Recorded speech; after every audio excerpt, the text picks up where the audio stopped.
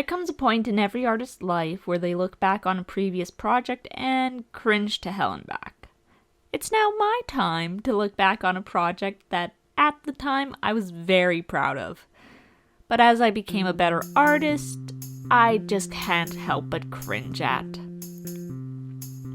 Back when I was younger, I was a huge Hermitcraft fan. And it was during this time that the whole sadist, I need to look it up. Sadist was hugely popular, making all of those Dream SMP videos. I looked at them and went, I can do that too. I could do that. But I also had no idea what I was doing. So when I sat down to work on a Hermitcraft Animatic, because I never got into the Dream SMP, I made a mess. And that's the video that got uploaded. Got a tons of views, and I felt rightly proud of it for a good while. Until I was in art school going through my storyboarding classes, and a classmate looked at me and went, "Oh yeah, that animatic? I loved it!" I wanted to crawl into a deep hole. The shame I felt when I compared that old one to what we were making at the time was so bad. I would never talk down to a new artist about like, oh, your old stuff is so shitty, blah blah blah. But it's me, and this is a learning moment. I can see what I did wrong, and I know how to fix it. I can admit that my art skills and animatic making skills at that time were a lot lackluster. And now I'm tooting my own horn to prove that I have grown and that my skills have developed far beyond that time. Just watch any of my recent videos and then that old one. Which is why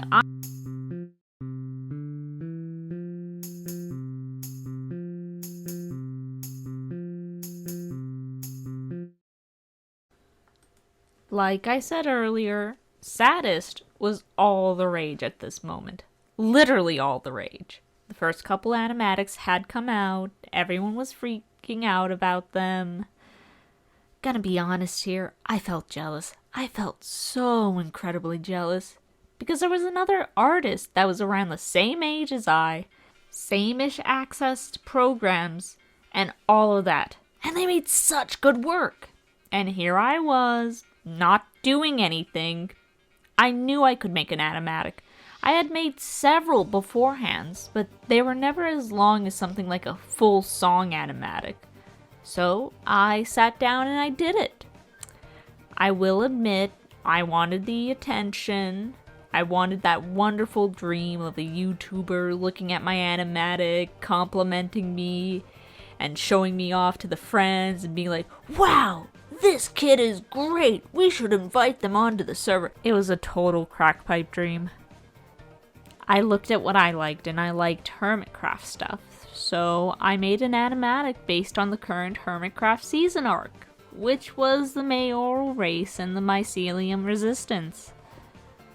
A problem I ran into was that I was, and still am, a very slow artist. And so every time I tried to sit down and start working on the animatic, a new episode would come out, furthering the plot, and I didn't want to get left behind and have something in my animatic that got totally debunked. Instead of waiting for the season to finish, or properly plan out my animatic with what I knew, I finished it in 3 weeks. Yeah, that sounds as bad as you thought it was. And looking back at it, you can tell. There are some sections in the animatic where my super crisp, or as crisp as I could get them, are suddenly very blotchy and kind of faded. There's a lot more errors in the drawing. It just gets really rough in some places. It was because I got tired. I had spent nearly 3 days straight working on it because I wanted it to be pertinent to the plot line. I didn't want to come in late when everything was already done. But that's how it goes sometimes. From that simple beginning, my animatic was born. I went through several Hermitcraft videos, gathering the iconic lines that I wanted, grabbing a Crane Wives song. I also chose Crane Wives because I liked the music and it was also very popular at the time. Little me really went out of the way to concoct the best possible animatic for the algorithm. Oof. Honestly, little me was way too obsessed with attention instead of actually liking what I made. Like with my Rain World animatics, I really liked Rain World and actually had a couple cool ideas. With my Cookie Run animatics, it's pretty damn obvious that that's a hyperfixation, huh? But with my Hermitcraft animatic, even with how much I liked the series, it was just an ego boost for me. I wanted to prove myself. I wanted to prove to everyone. You could say me bringing this up and fixing it is also an ego boost. But dude, I can't stop cringing every time I get a notification about it. I've also had people in my real life come up to me and tell me they watched it. So, 2 different times out of YouTube, that's enough for me.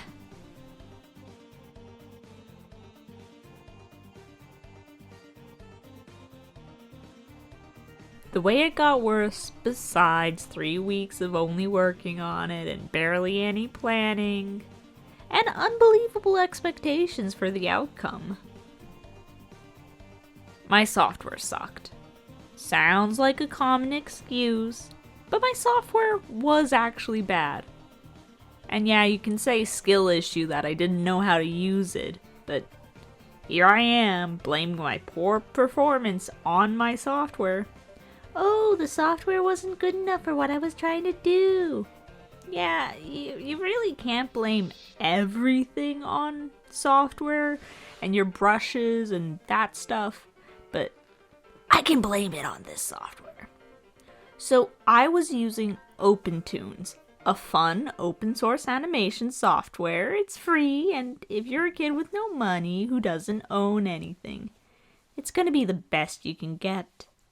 Except you're a kid who doesn't understand how the program works or how animatics work, and this is like a high-end, very difficult to learn software. It's gonna be tough, and unlike Toon Boom, which I use now, and it has an infinity draw where you can draw as far as you want from the camera view, OpenToons had a set canvas size.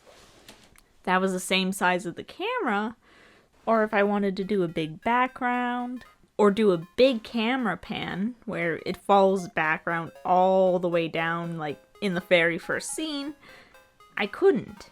I had to manually expand the canvas as far as I could, and the thing about that is that the program had a limited number you could extend your canvas to. Here I was, fighting against my canvas because I couldn't make it big enough for what I wanted to do, which led to another issue. Since I wasn't able to have a full screen canvas to do the entire pan down, I would make it piece by piece and then I would cut it in several sections and then have the camera jump down to each background. And that was just my starting issues with the program. There was the issue if you moved a camera or you moved a drawing, it wouldn't stop moving. So example was when I wanted to do a cool camera movement where we'd follow a character and then zip across the screen or do any wide shots, I would set it back to the 0-0 position and then it would slowly start inching across the screen to an entirely new location. Half of the time I spent on that animatic was working on the fucking camera, trying to get it fixed. It was tough, it was annoying, and it frustrated the hell out of me, so when I did sit down to draw, I was angry, and that made my drawing much worse. I would have issues where I couldn't get a pose, or I didn't have a good character design. And those non-stop issues of trying to fix something I didn't understand made my patience so thin. I would rage quit often or try and steam through my frustration. Now that was all just the back end stuff. We're jumping into the actual drawing issue. So OpenToon has a vector and raster drawing to it, just like any other program, but it doesn't have any layering like Toon Boom, where it's got an underlay, a color, line, and overlay layer. It's just the layer that you have, and as an already impatient and frustrated kid who spent far too long working on fixing a camera, I didn't want to spend any longer fixing my line art or redrawing everything, because that's what I had to do if I wanted clean line art. So I didn't do that. I decided to take my somewhat clean rough lines and just erase the little hangnails and leave it at that. It wasn't good. Either all of the art is extremely shaky and just bad at that time. I'm going to be putting up some of my completed pieces from that time.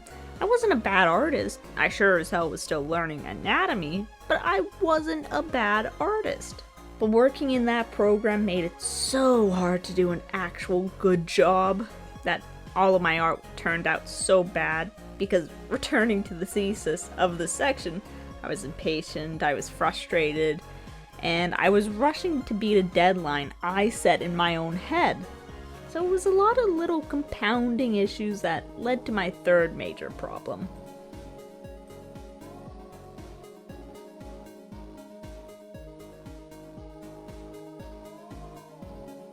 The best question to ask is, how bad is the actual storyboard?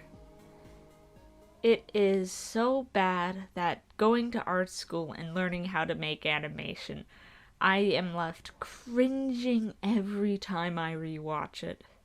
There are scenes where I have a good idea of what I'm doing, but there are scenes where it's just, I know now what I'm supposed to do, how it's supposed to work, and all that lovely stuff. Honestly, the most important thing I learned from art school is hookups, composition, timing, and the 180 rule. The easiest way to explain what hookups are is with these two examples. You tell me which one looks better and which one feels better.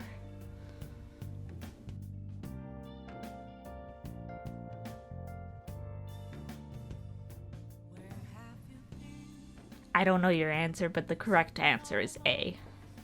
We started with the close-up shot with the character having their hand on their cheek. When we moved to the next shot, where it's a wider shot and you can see the full character, the character is still on the right side of the screen and in the same general area. This makes it so our brain is able to hook up the two shots together previously. Our brain is still able to go, hey, that's the same guy. There is no sudden cuts between them. There's no sudden jump where it's like, wait, what? Now let's move to B. B has the characters start on the right side of the screen, just like A, but when we pull out from the first shot, not where they were standing previously. And they're in a new pose. This is confusing to the brain because it doesn't look right. Because suddenly, the characters are in the wrong position or the wrong pose. It doesn't look like they're the same person, and you're more likely to get jolted out of your suspension of disbelief. I had this problem a lot in this animatic. I didn't even know it was something to watch out for. So during my storyboarding classes, I was shocked to find out there are so many little things you had to pay attention to. And this was one of them. Another thing that always tripped me up was and is timing. Now, I know what timing is, but it's still hard for me. This animatic is just so fast. Everything is just bang, bang, bang. And that goes back to the reason I had started this project. Something great I did before starting the animatic was I did research. I watched several others and studied how they made theirs. There was one style I really liked and I had broken down. It was a kickback. So what would happen is that the artist would take the previous image, shear it slightly, and they would keep that slightly changed drawing on screen for a couple frames. It gave every image this sudden snap, this slight movement to it. I loved it, and I didn't know how to use it properly, so every single movement in this animatic started doing that. I hadn't realized that you only really did that for the big motions. The slow ones, like somebody walking, you don't make a new frame where they're slightly forward and then jump to the next one and they're slightly back. Yeah.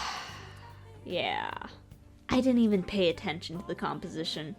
Once again, I didn't know what composition was at the time. Well, I had a basic idea of it, like thirds and that, but I didn't know how to put that into action. So nearly every time I had a character on screen, I just drew them from the waist up. Or, if they're lucky, they got a full body shot. Ooh!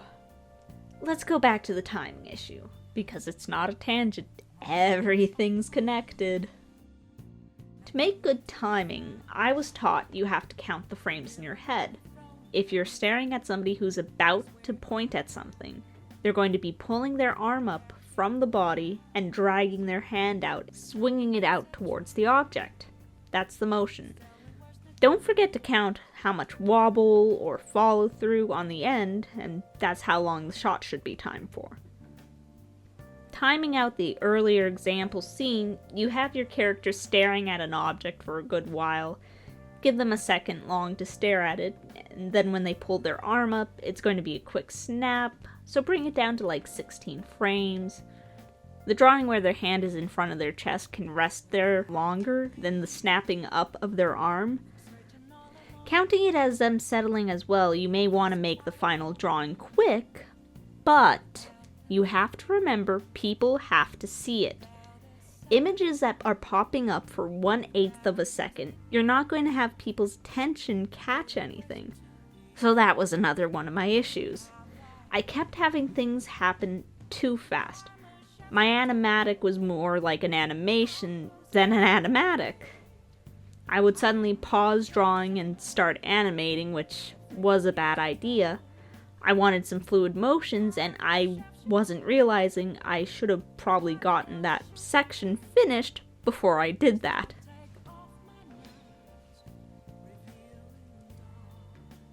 Another thing that's pretty obvious in that old animatic is that I wanted some eases and stops in the actual animation. Another thing that's pretty obvious in the old animatic is that I wanted some eases and stops in it. Because I didn't know how to properly transition one sequence to another, I left several blank frames between different scenes, which gave me less time for my images to stay on screen, which made my timing worse and faster. Like I said earlier, every issue I was having connected and compounded and made it so much worse.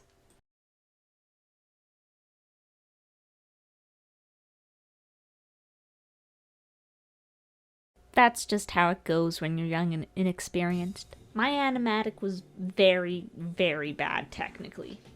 Even then, it was the start of my YouTube posting. Started me down a path I'm very proud of now. It was not good, and the reason I started the whole project was because I wanted to prove my skills. And as you can see now with the new fun stuff, I've gotten 10 times better too. As good as my skills have gotten, this animatic still makes me cringe so hard. I honestly stopped listening to that one specific song because I could only remember what I did, and it was like a war crime. Looking back now, I want to fix it. I want to fix it so bad. Now that I've gone over nearly everything that I wanted to, let's go over how to fix it. Fixing a 5-year-old video I made when I was still a kid? I'm trying to look back and be proud of myself. I did such a good job, not in the technical sense, but in the sense of I got a project done. I got it uploaded. And people liked it then, and now I'm gonna make it better. I've done so much, I can make it better. I believe in myself. Believe in the heart of the cards. First things first, character design. Another one of the issues I kept running into with this animatic is that there are so many people with beards. I didn't know how to draw beards. I had never even drawn half the hermits at that point. I was just throwing things at a design. Best place to start? Figure out the hermit's designs instead of just throwing things against the wall.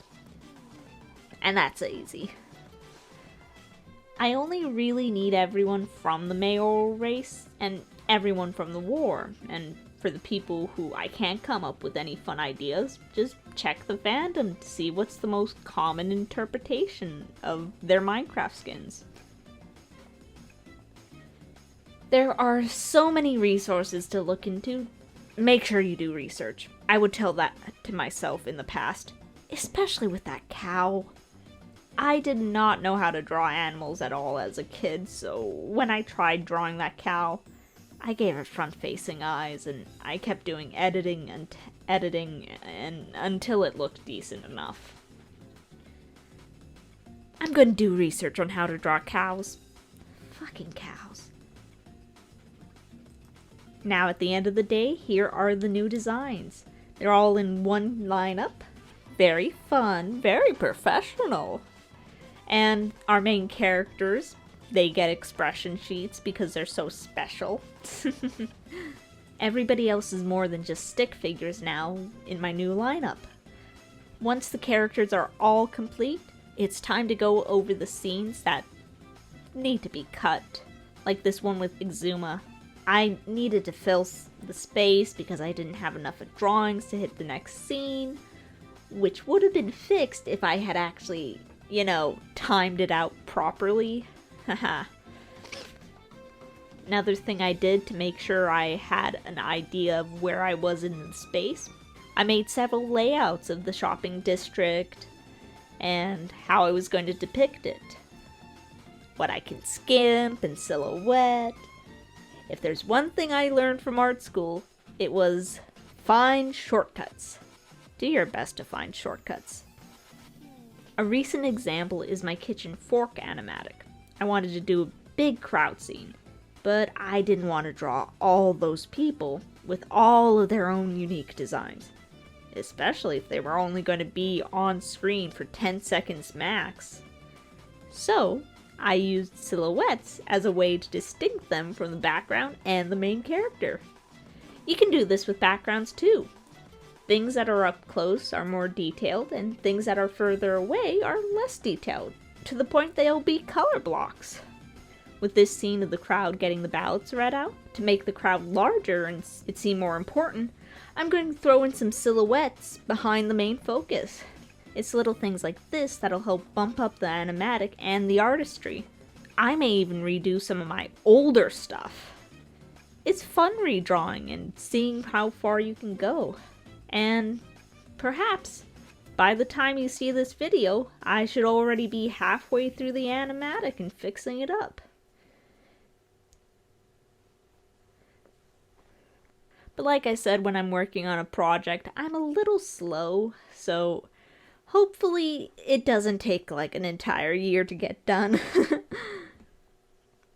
I hope you've enjoyed going through and seeing some of the background work that comes with making an animatic and my own experiences. It was fun looking back on this and seeing where I've come and trying not to dog on myself completely, because at some point you're not critiquing it and you're not looking at it properly, you're just being mean to yourself. And sometimes you just need to be nice.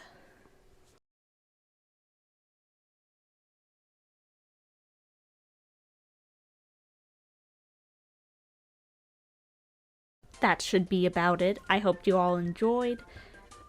Took a while for me to make because I had to make... I thought I wouldn't need to make so much stuff for it, but that's just how it goes. Some projects take longer than you think they would. But thank you all for waiting so patiently. So thank you all to my patrons. First line, hello to... Fuck, I'm not logged in. Give me 1 second.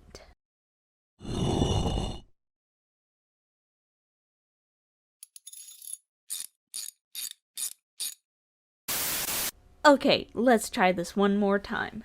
Thank you to Lam Nguyen, Julia Slang, Ellen, Fluffy Kitten, Bella Kandula, Elijah Yandel, April Bennett, Riverwater, Poppy, Ace, Lyra Dragoncat, Almira Zira Mayama Manaruf. I think I messed that one up. Cat in a Teacup. Thank you all very much. And see you next time. Wait, before you go.